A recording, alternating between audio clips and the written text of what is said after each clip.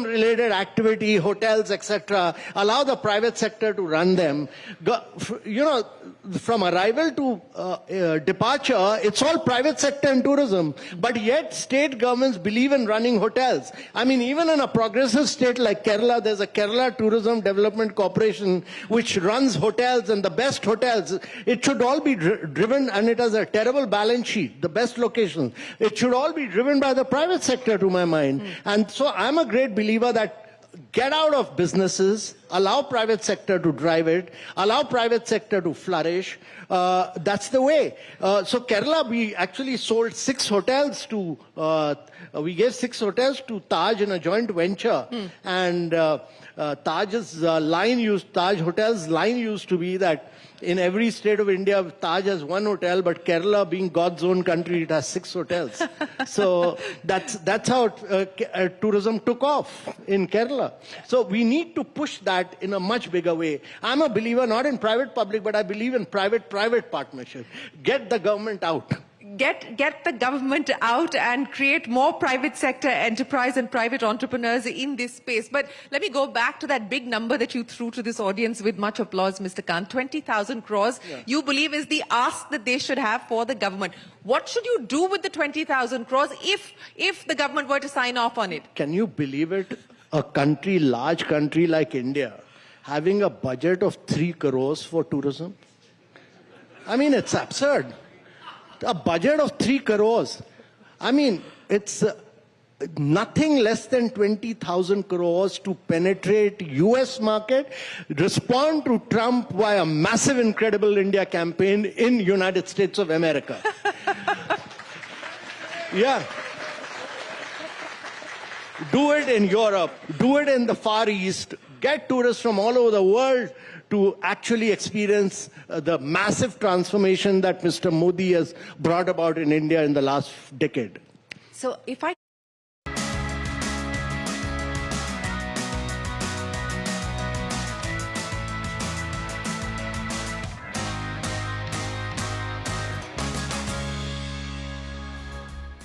Hello and welcome to Startup Street. I'm Shruti Mishra and with me is Ritu Singh. These are the top headlines from the startup space. Premium electric motorcycle maker Ultraviolet raises $21 million in its latest funding round. This funding was led by deep tech investor TTK Ventures and existing investors including Zoho Corporation and Lingotto. Entertainment AI startup Dashverse raises $13 million in a Series A round led by Peak 15 partners with support from Z47 and Solaris Venture Partners.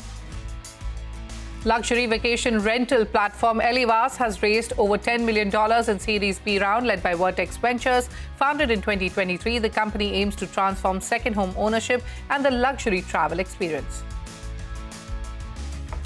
US President Donald Trump has hinted he may allow NVIDIA to sell a scaled-down version of its next-gen GPU chip in China. The move follows the chipmaker's agreement to share 15% of its China sales revenue with the US government. This comes despite ongoing concerns over Beijing's potential military use of A1 technology. The Department for Promotion of Industry and Internal Trade has signed 2 MOUs with Hero MotoCorp and Zepto to boost early-stage startups. Selected ventures will get a chance to work on paid proofs of concept, paving the way for successful pilots and greater market exposure.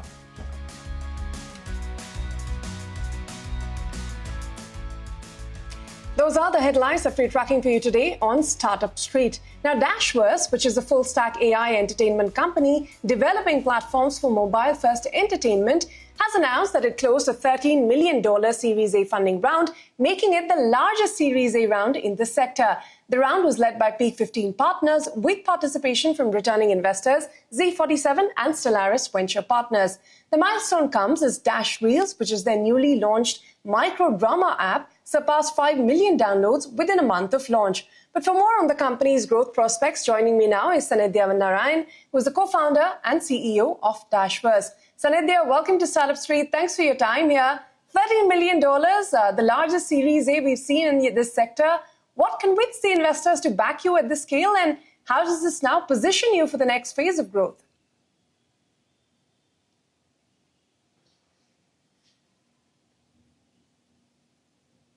Sanidhya, We're unable to hear you. I think you're on mute. Hi, Ritu. Thanks for having me, and I hope you can hear me now.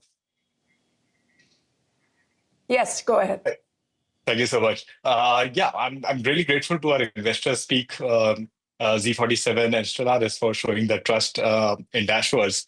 And the trust comes from what we have been doing for the last 2 years, and we have been building in AI, and building the comics app first with a Dashverse Studio, which was like making comics with AI, and it was like first in the world product that could actually use generative AI, and any creator could use it to make their comics. And now we have launched Dashreels, which is very focused on India, and we want to truly build a lot of leverage on the creator ecosystem by also providing a Framio. Framio is a web application which is state of the art. It lets you create serialized episodes using AI tools, all of them combined. And I would just add that we have created two technologies which are in-house that focuses on character consistency, which is a big problem in the AI world. So the images or the videos that you create, you are not able to get the consistency in the characters, and that is why storytelling with those models is really tough, and that is the problem that we have solved with Framio.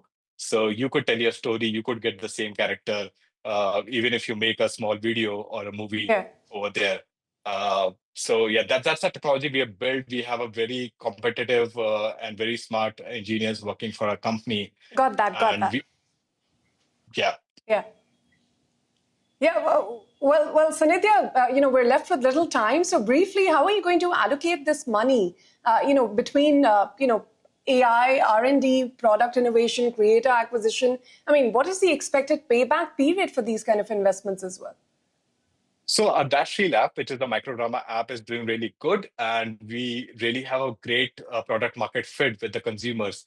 So the majority of investment is actually going to go into R&D, almost 60 to 70% of the money that we have raised, and we are going to continue building the cutting edge technology. And our goal is that from India, we'll make the best AI creator ecosystem in the world. All right. You spoke about Dashreels that hit 5 million downloads in about a month. How much of this is really organic versus marketing driven? And what is your retention curve looking like after this initial spike? So we have this app live for almost 2 months, and last 1 month saw a huge surge as the content started getting added on Dashreels. The retention curve is actually much stronger than we anticipated, because in just first month we get something like a 12% retention on D30 for our consumers. So I mean, it's going to be $100 million products in the next 6 months. That is what I believe. It's going to be the number one downloaded app in India pretty soon. In a month, it is like number 3 already on the Play Store. All right. You're running an integrated ecosystem from AI creation tools to, this consumer-facing app. Where is the bulk of your current revenue really coming from, and how do you see that mix evolving over the course of the next year or two?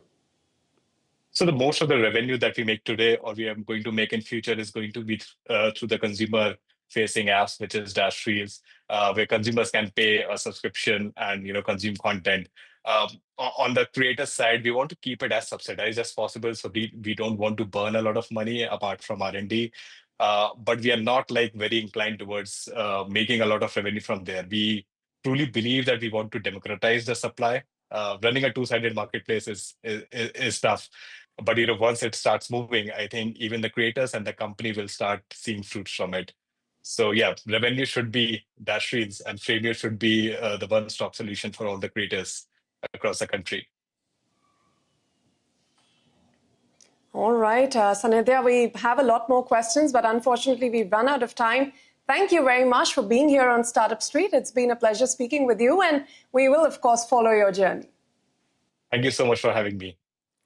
Well, moving on to the hot seat segment now. The sleep company, known for its patented smart grid mattresses and ergonomic chairs, has raised 480 crore rupees in Series D funding led by private equity firms Chris Capital and 361 Asset.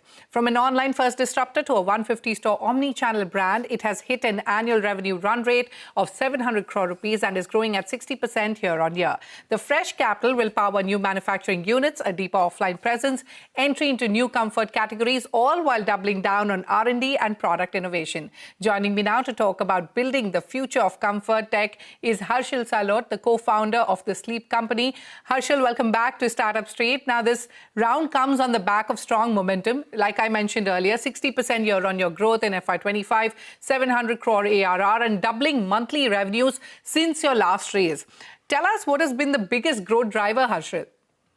Shruti, thank you so much for having me here. It's a pleasure to be here. I think a growth over the last few years has been driven down by mainly three things. One has been our amazing omni-channel strategy. Over the last few years, we've done a lot of work on that, which includes everything from figuring out where to open stores, how do you drive traffic to the stores, and ensuring the value proposition at the stores is so compelling that we have the best-in-class conversion rates.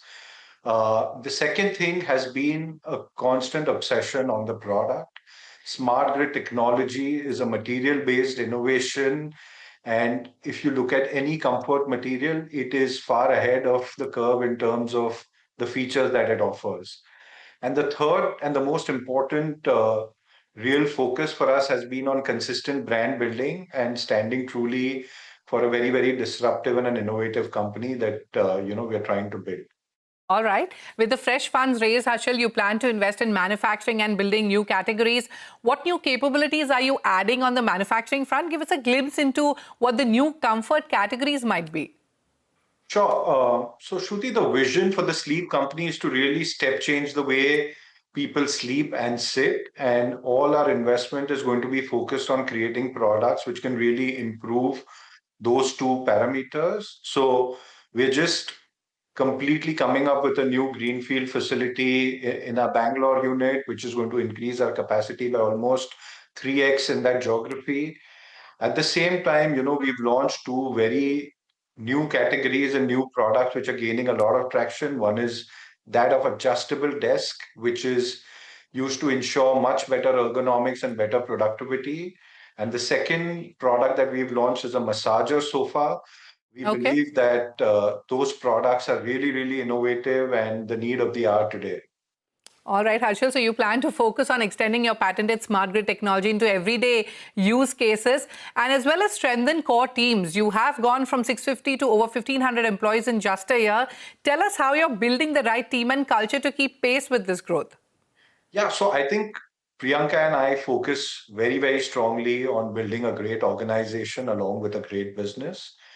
One thing that we've done is we've given ESOPs to a majority of our employees, and I'm happy to also inform that we will be conducting a third round of ESOP buyback. We focus a lot on ensuring that our policies are best in class and very, very employee friendly. And that really helps us keep the motivation high for all our team members. And we are committed to creating value for them as we go forward. Okay. You've also just opened your 150th store designed as a sleep lab with interactive zones and science-backed trials. Is this the future of retail for you, Harshil? And, more experience-driven, less transactional? And what impact do you expect this to have on customers? At TSC, we strongly believe in the concept of experiential retail. We believe these products in India were sold like commoditized products. And through great customer education and great customer experience, you can actually convince the customers to buy the right products for themselves. The awareness levels of these products have been very low, and we are trying to change that by giving them great experiences. So we believe that this is the start of the journey for these kind of products, and we have a long way to go. Offline retail now contributes 70% of your revenue. What is your expansion playbook from here, Harshil? Which new geographies are on the radar? So, Shruti, we've been having more than 150 stores, and we are adding one store every 5 days in the country. We are currently present in 45 cities. So the expansion strategy is twofold. One is go deeper in our existing cities, the top metro cities, and add more density, and at the same time go wider and get Okay. to more than 100 plus cities across the country. You know, Harshal, sleep has moved from a low involvement purchase to a lifestyle choice. What's driving this premiumization in India's consumer mindset, and how do you see the comfort tech space evolving over the next 3 to 5 years? So, Shruti, if you see, India is actually the second most sleep deprived country in the world. And today we see a lot of people who come to us in their 30s and 40s suffering with some kind of back pain, shoulder pain issues. So, we believe that great sleep, great ergonomics is the need of the hour. We believe the awareness levels is just creeping in, and it's just going to explode over the next 3 to 5 years. Comfort is going to be a necessity and not a luxury. And I guess everyone needs to definitely deserve great sleep and great comfort when it comes to their lifestyle. So I personally am Okay. extremely bullish on this particular category. Absolutely. You know, one final question, and if you could answer that quickly, you've set a goal of becoming a cash positive, innovation first business. What is the timeline, Harshal, that you've set for yourself for achieving that? So we've just turned EBITDA profitable in our last quarter, and the idea is that over the next 3 to 4 quarters, continue to focus on that and also turn cash positive. So I think it's not very far away from where I'm looking at. All right. On that note, it's time for me to wrap up this conversation. Many thanks, Harshal, for your time on Startup Street, and wish you the very best with all your growth plans. Thank you. Thank you so much, Shruti. Well, also on Hot Seat today, Hyderabad-based TurboHire, an AI-powered recruitment automation platform for enterprises, recently raised $6 million in Series A funding led by Ivy Cap Ventures to take its enterprise-grade platform global. To tell us how TurboHire is turning hiring into a strategic advantage with its advanced agentic AI and deep HRM's integrations, joining me now are Deepak Agarwal, the co-founder and CEO of TurboHire, and Vikram Gupta, the founder and managing partner at Ivy Cap Ventures. Also with me is my colleague Ritu. Deepak and Vikram, welcome to Startup Street. Deepak, let me start with you. Before we talk about your Series A funding, let's understand your model. You talk about agentic AI and a single configurable platform for all hiring scenarios, you know, from high volume walk-ins to C-suite searches. How does this change the game for large complex enterprises, and what kind of efficiency gains are you delivering? So glad to be here, Shruti. And Motilal Oswal, by the way, is one of our customers. Just notice that. So, today in every industry, any person you have on your payroll has a smartphone in his or her hand. What TurboHire does is to create an AI-powered digital hiring ecosystem for the mobile-first world. Now, if you look at our customers like Cipla, Lenskart, Pine Labs, and Seat or Tata Motors, you have people who are lining up outside your manufacturing plant, or people in the field sales, or people in the corporate. They all need a very high responsive hiring system by which you need to interact with them, you need to engage with them, and you need to onboard them. Where the data is too high, you need AI, and where there are too many repetitive tasks on recruiters for multitude of candidates, you need automation. Now, on this platform, which we have enabled these experiences, and therefore, for Cipla, for example, we help them with their manufacturing hiring in different plants in Sikkim and Goa. We help them hire their field sales across the country. And we also help them hire in South Africa and US using the same platform, which they can configure for their country or the function hiring needs. Now, Sure. agents. Well, Vikram at Ivy Cap. Sure. Deepak, sorry, if you could conclude, we're running out of time. Yes. Yeah. So it is the configurability of the platform which is helping it service financial services companies like Motilal, also manufacturing companies like Cipla and Tata Motors, also the fast growth startups like Ola and Lenskart and others. So we have really created an enterprise grade platform to change the 3x faster hiring outcomes for our enterprise customers. And if you can hire 3x faster, you can maintain your business plan integrity. And that's why customers are adopting us. Sure. Sure. Vikram, you've backed several category-defining businesses. What really convinced you that TurboHire is the right fit for leading an AI-led hiring transformation? What got you to sign the check? This is a fairly large market globally. We're talking of a $7 billion market. Even if you just look at Indian market and look at the overall employment, I think India added about 17 crore jobs across all categories. And if you just look at the blue collar jobs, we're talking about 25 million jobs added over the last 6 years. Just look at the startups, about 180,000 startups today. And just the startups added about 2 million jobs over the last 9 years. And we are looking at about 5 million jobs which will get added just in the startup categories. I think we are very excited about the AI capability of TurboHire and the way it's building the capabilities to just streamline the entire recruitment process and the AI-powered matching engine they have, the intelligent workflows it has created, also the enhanced candidate experience on the platform. All these things actually are not found otherwise in the traditional available platforms. There are quite a few other platforms, but very hard to combine the power of AI with the workflow automation and the potential scale that one can achieve. And we are quite excited about the potential that TurboHire brings to the table. Well, Deepak, a big differentiator for you has been the deep integrations with firms like SAP, Oracle, Workday. How critical is really this plug-and-play capability in winning these kind of enterprise deals? And very briefly, can you share a real-world example where you delivered a strategic hiring win for a client? Yeah. So, any large enterprise which moves on people, they will have a HRMS like SuccessFactors, Oracle, or Workday, etc., to manage the internal operations of the people function. But when it comes to the external facing part of the HR function or people function, that is recruitment. And that has to be digital, that has to be consumer grade, and that has to be flexible and fast. To answer your question, it is at PwC that we have been able to provide their partner hiring using TurboHire platform in integration with Workday.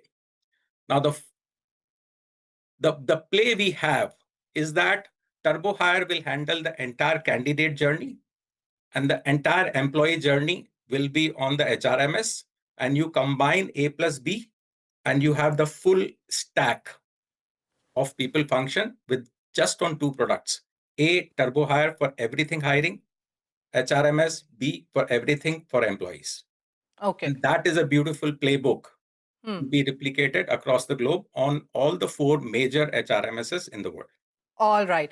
Vikram, coming to you very quickly from an investor's lens, if you could tell us, where do you see the biggest opportunity for AI in recruitment over the next 3 to 5 years, especially for enterprise clients?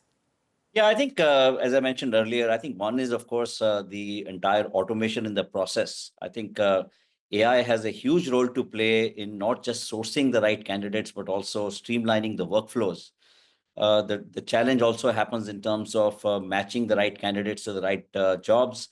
And then the other thing which people forget is the experience that the candidates themselves get across the entire process. And typically, if the candidates don't get a good experience on the platform, they don't get a good impression of the company they are recruiting for. Some of these things are very unique that are typically missed out in most of the other platforms. So we're quite excited about the features that TurboHire has created in addition to a lot of intelligence which is built into the platform for various other features. Deepak, coming to you for my final question, very quickly, if you could answer that. The Series A funding will also go into strengthening product capabilities. If you could tell us what's next on the roadmap, any new AI features or workflow innovations we should be watching out for?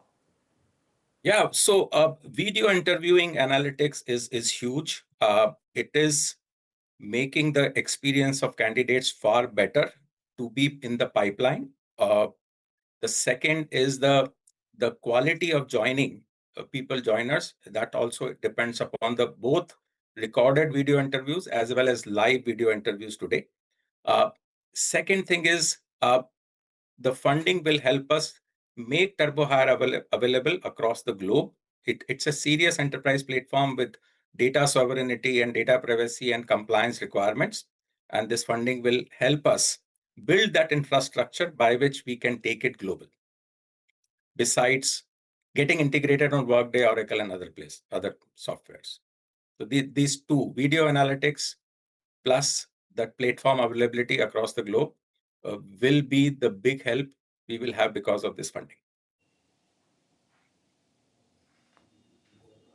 All right. Since we're just left a few minutes, Deepak, if you could quickly share into how, what next is on your roadmap, any specific things we should watch out for from you?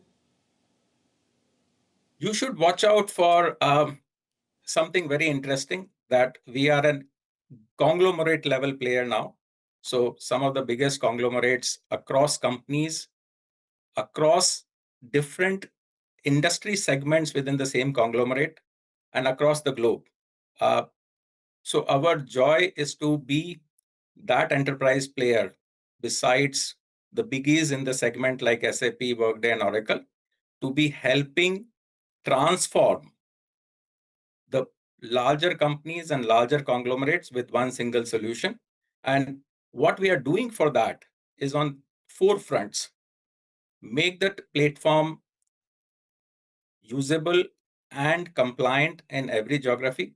Second, the AI should work in all geographies and be compliant with New York AI law, California AI law, whatever, and constantly innovate for the candidate experience, as Vikram said. Candidate is the biggest currency. If you don't handle them in a very swift, very pleasant, and very timely manner, they drop out like e-commerce customers. So continuously expanding that experience, these 3 will be our goals.